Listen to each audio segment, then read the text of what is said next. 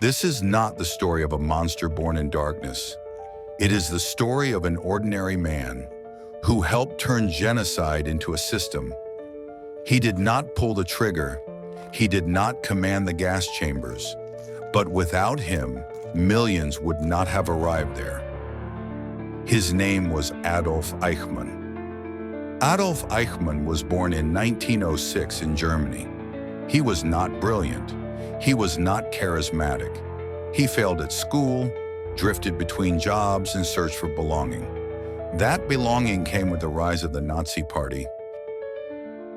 In the 1930s, Eichmann joined the SS.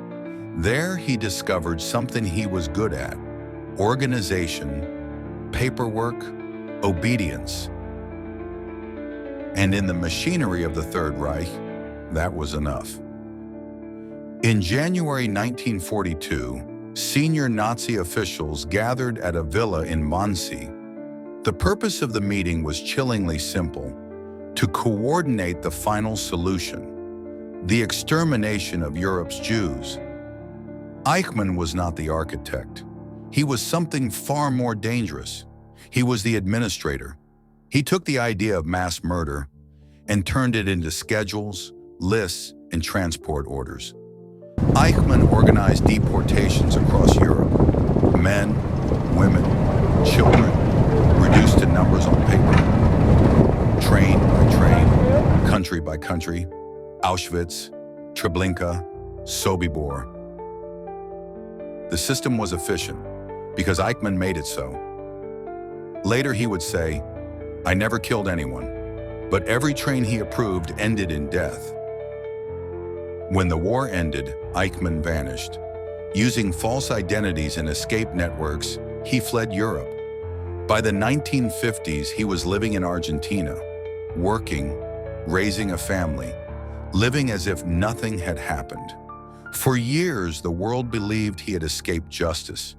They were wrong. In 1960, Israeli intelligence located Eichmann. He was captured in secret and taken to Jerusalem. In 1961, the trial began. It had lasted some 4 months.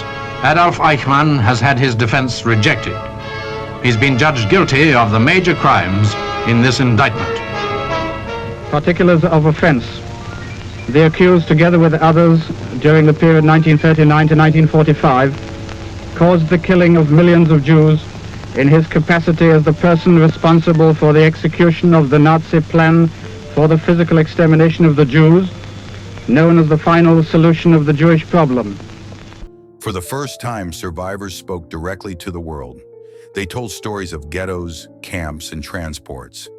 Eichmann sat behind glass, calm, polite, unemotional. He claimed he was only following orders. The courtroom became a place of memory. Witness after witness described the unimaginable. Families erased, lives destroyed. Eichmann listened. He took notes. He showed no remorse. The horror was not only what he had done, but how normal he appeared. Philosopher Hannah Arendt observed the trial. She did not see a demon. She saw a bureaucrat, someone who committed evil not out of hatred, but out of obedience. She called it the banality of evil. Eichmann was proof that genocide does not require monsters, only systems, and people willing to obey them. In December 1961, the verdict was delivered. In the courtroom at Jerusalem, the stage is set for the 115th session of the trial of Adolf Eichmann. Prosecution and defense awaiting the announcement of the verdict. Adolf Eichmann, the 55-year-old former Gestapo colonel, comes to judgment before an Israeli tribunal of 3 German Jews who escaped Nazi persecution. Nearly 4 months have passed since the jurist retired to consider the massive trial evidence.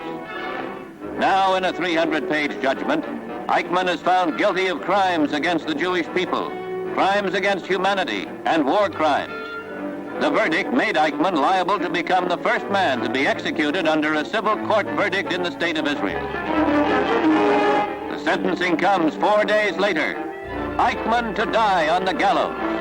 He still has available to him an appeal to the Israeli Supreme Court, and if turned down there, an appeal for clemency to the Israeli president.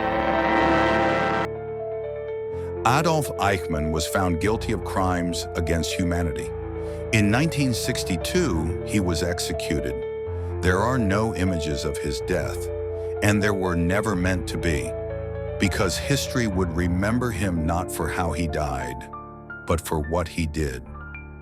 These were Adolf Eichmann's final words. Soon, gentlemen, we shall all meet again. Such is the fate of all men.